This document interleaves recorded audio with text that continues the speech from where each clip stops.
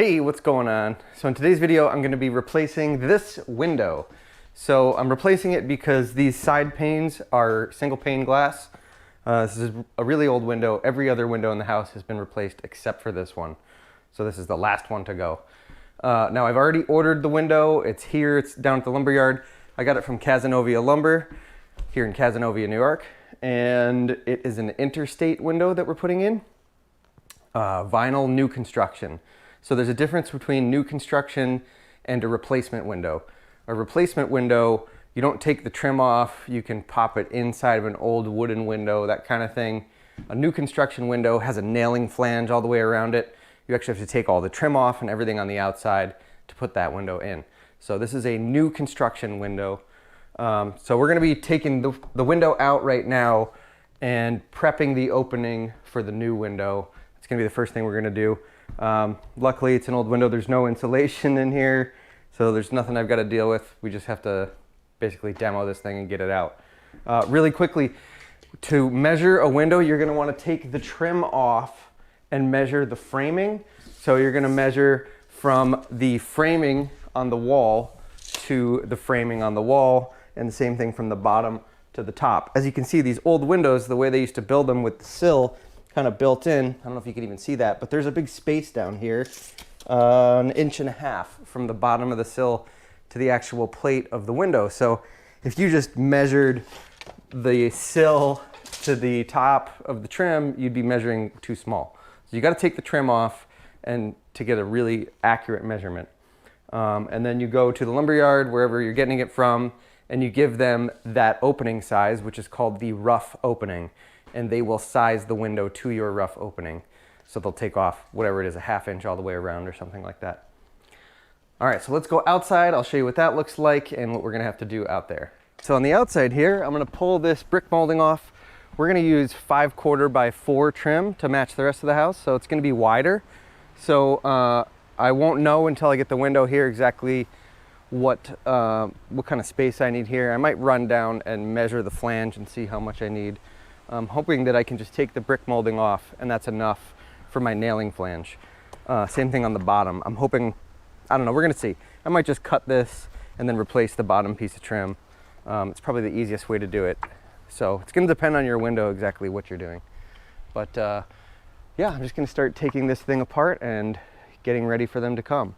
Now normally, if you're replacing the siding or it's all brand new construction, you run the Tyvek around the framing first and then you put the window in, and actually you leave the top, the Tyvek flaps over the flange. But in our case, we don't have that because the siding's already on. So we're not really concerned about the Tyvek and all of that going on. Basically, once the nailing flange is on, I'm going to use some, what's it called? It's like a sticky tape for window. It's called window wrap. And I'm going to use that over all the nails and the flange, and that's going to really cover up everything and protect everything. So if any water gets in there, it's going to be protected. But it's all going to be caulked in really good, so we're not going to really have to worry about that.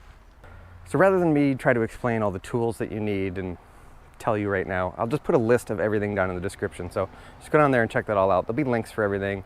If there's any tools that you don't have that you need, you can check out all those links. They're all affiliate links, so if you use them, you can help support this channel. So let's pull this window apart. All right, so to pull these out, I'm gonna get the screws out here. And then there's also some screws at the top.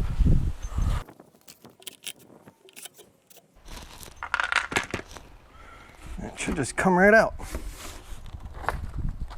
All right, now I got that first one out. I'm gonna pull the other one out and start taking the trim off. All right, when taking the trim off, you're gonna wanna use a razor blade and cut the caulking so that you don't rip the caulk and the paint and everything back on the siding. All right, now that I've cut that caulking back, I'm just gonna use a flat bar and a hammer, get it in here, and start pulling the trim off.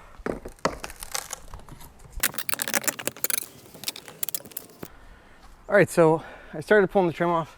And the top piece is left on there. Started pulling it off and the window started moving around a lot because that's the only thing holding the window in. So I'm going to cut it with a Sawzall just to separate the sides from the middle piece. It's easier to move around.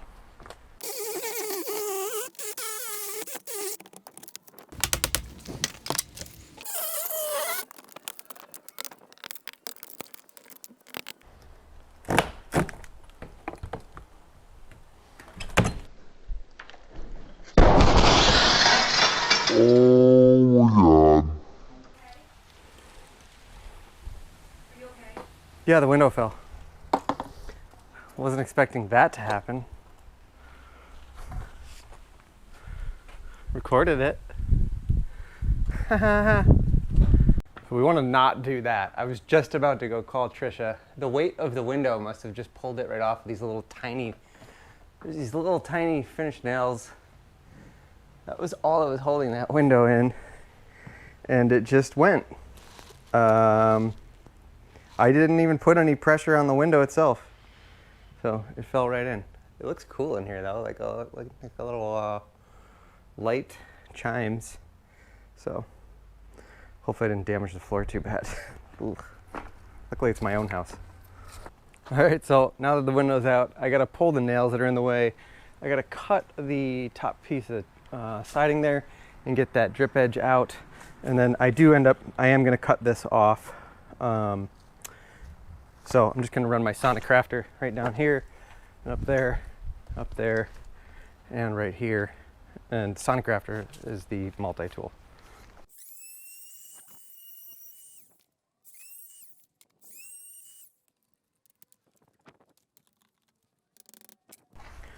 All right, so the next thing I'm gonna do is install some window wrap. As you can see, I cut it back a little bit farther there because I'm gonna put a little window wrap there.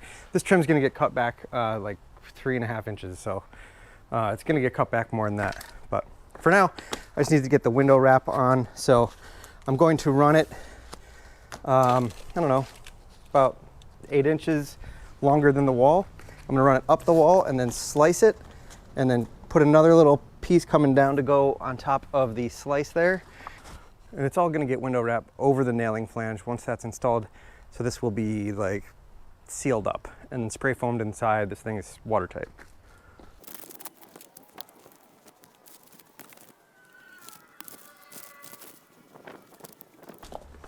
Okay, so I've got a piece here. I'm gonna cut this straight across like this, and then fold that down like that, and fold it over like this.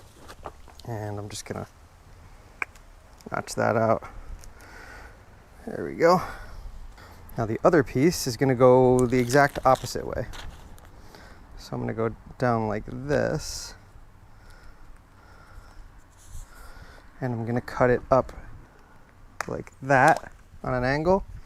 And I didn't go quite all the way so that it will stretch itself like that, right into that corner.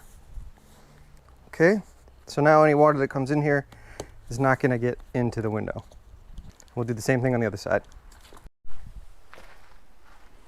All right, now that it's all flashed, I'm just waiting for the lumberyard to deliver it. I'm gonna have them literally carry it off the truck and set it right in place, and put a couple roofing nails to tack it in place. All you wanna do is get it centered in the opening so that you've got an even gap on both sides, so that when you spray foam, you have an even gap on both sides, basically. And then if I gotta cut the trim back at all, or the siding back, I can cut that back, which if I'm waiting for them, I'll probably just cut it back to those nails just to make sure there's enough room for sure on each side, so. All right, so I got it in. I shimmed it level on the bottom because the sill is actually not level. So you wanna check that. I literally got that thing ready to go and then they showed up. So we just stuck it in and then I shimmed it in place, no problem. They didn't want to be on camera, but we got it in and I just started nailing it off. I nail every other hole in the flange. Every nail is a little overkill. You don't really need to do every single nail. Every other nail is still a lot of nails. The old window had like 5 nails in the top piece, so this is gonna have like 10, even skipping every other one. Anyway, and then the trim goes over it and holds everything on, and there's a lot of stuff going on in there. Let me go inside and I'll show you what that looks like on the inside. All right, so the directions on the window actually said to put a 1/4 inch shim on the bottom, but I didn't have enough room on the top to put a 1/4 inch shim on the bottom. So there's a small shim here, and then it gets bigger and bigger and bigger, and by the time you get over here, it's like, I don't know what that is, 1/2 inch maybe? It's pretty big. That was pretty far out of level. And then the opposite happens up here. It's really tight up there, and it gets looser as it goes across, and on each side, it's loose and tight, whatever. So the window itself, what I did was, you wanna measure corner to corner, but the window on the outside is kind of hard to do that the way that the window is shaped. It's actually impossible to do that. So I tried to do it on the inside, and there's not enough room to get a tape measure in anywhere, so I wasn't able to do it the normal way. What I ended up doing was I put a level on the outside and got it level on both sides and tacked a couple nails, and then came inside, opened up all 3 windows, and just made sure that they worked and let the window kind of find its natural home before I nailed it in, so that I knew that these were all going to work. Right, so they all work, and then just locked them all back up and make sure they're all locked before you nail it in. But there you go. So once I finish nailing that off, I'm going to get my 1x4 and mark that all the way around and cut the siding back so that the 1x4 will go on. But before the 1x4 goes on, I'm going to put some more of that flashing tape. I've got a 4-inch piece of tape, or maybe I'll use a 6-inch and cut it in half so it's 3 and 3. That's probably what I'll do. Use the 6-inch, cut it in half, make 3-inch strips to cover all the nails and the flange all the way across, so that it's water sealed behind the trim. So that's what we're going to do. I'm going to run and grab the 1x4 as well as some wood to make a windowsill out of. I'm just going to use a 2x4 to do that, actually, because the other trim on the house was custom made windowsills and I don't have any for this. A 2x4 is made out of Doug fir. When it's painted, it'll be good enough. The trim, this pre-primed trim, is not the greatest stuff, so it's like pine, I think. So that would probably rot well before the windowsill ever did. So I'll show you how to make a windowsill too. All right, here we go. All right, so that's it for part 1. I'm going to split this up. That was how to install the new window. Part 2 is going to be trimming the exterior of the window. So that's when I'll teach you how to do the windowsill, as well as cut back the siding, install the drip cap, and cut the new piece of siding for the bottom, and all of that. So we'll do that in part 2, and then there'll be some other parts where I'm doing the spray foam, the trim, and then I think I've already got some videos on painting. So check out those. I'll put a link for any of the new videos as well as the painting video down in the description. Again, there's links for all the other tools and everything that I use down in the description as well. So check that out.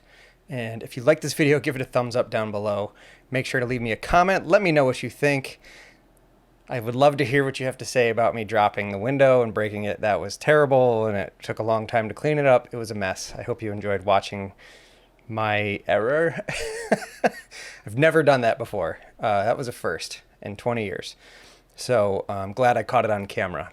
But anyway, if you did get a chuckle out of that, then subscribe to the channel. And if you want to see those new videos of me finishing out this window project as well as many, many other projects, make sure to subscribe to the channel. Click that notification bell so you can be notified when I release new videos.